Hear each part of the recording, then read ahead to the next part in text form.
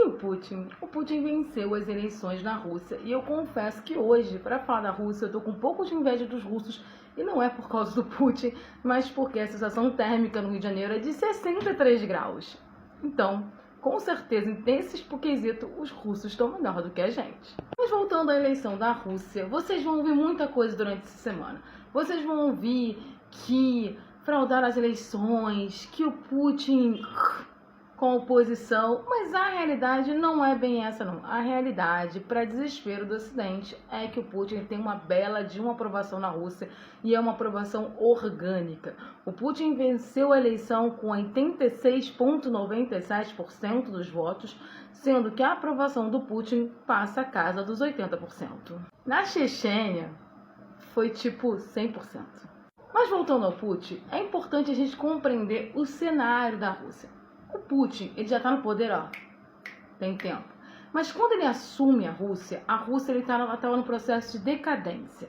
A Rússia, que tinha sido a grande Rússia, porque era o principal país da União Soviética, sede da União Soviética, ela cai num processo de decadência após fim da União Soviética, ali nos anos 90.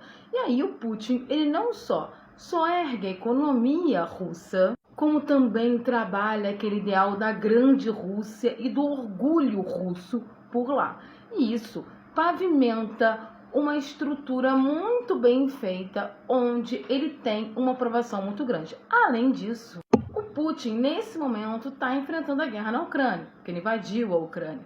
Só que, nesse processo, ao contrário do que muitos analistas diziam, que a Rússia ia falir, que a Rússia ia ficar isolada, não aconteceu nada disso. A guerra está sendo muito difícil, inclusive para a Rússia, mas a Rússia está ganhando sim essa guerra. Quem diz que não é porque não está acompanhando os frontes.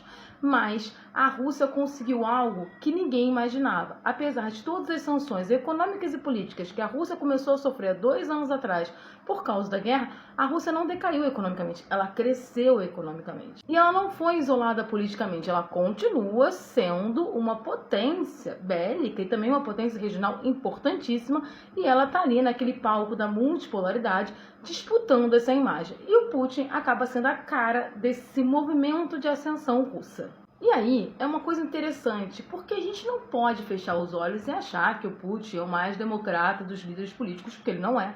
O Putin ele tem todas as características de um líder totalitário, inclusive existe um grande culto à imagem dele como político. Mas a gente também tem que lembrar que muitas vezes a sociedade curte líderes totalitários.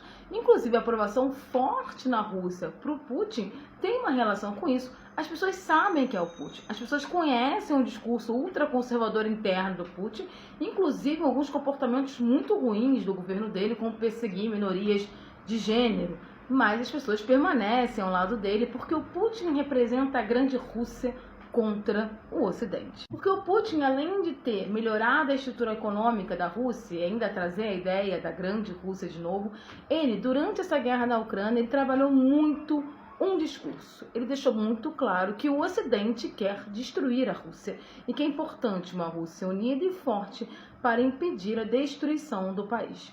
Esse discurso não só colou, como é responsável pela vitória dele e que agora ele vai ficar no poder até 2030 na Rússia. E esse processo eleitoral teve várias organizações internacionais observando, não foi uma coisa feita por baixo dos panos não, tá, gente? Foi uma coisa com bastante visibilidade. E sim, ele ganhou a eleição.